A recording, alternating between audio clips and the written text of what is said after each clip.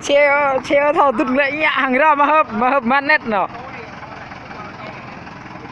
có xe măng bữa thao ra nè quay nè cái từng là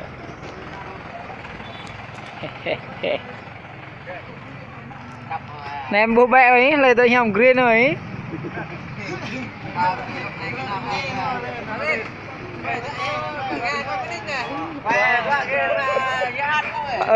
nhu em vừa hát đó nhu nè nhu ngồi rồi ấy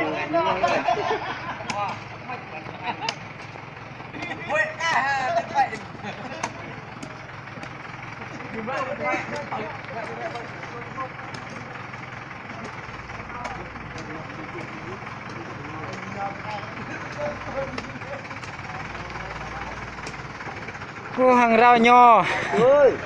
thì báo đấy nếu mà hết cách rồi không thể được đổ ra cho rồi đổ đi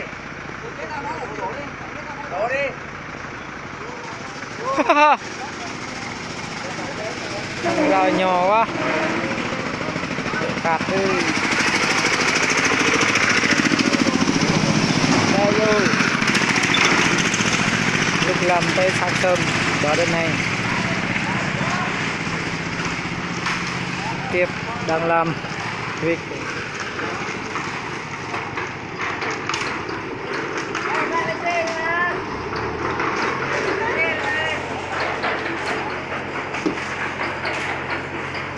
ông nghe nè moi hát nè quay ăn gì nó lại hát như ông nghe nè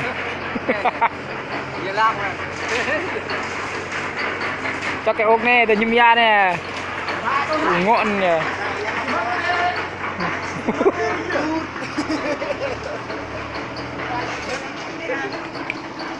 ô gạch lạt đấy việt như thế đưa để hạt đấy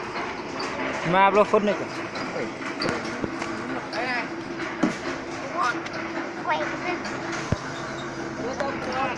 Đưa cho cái cặp muối lên chai này.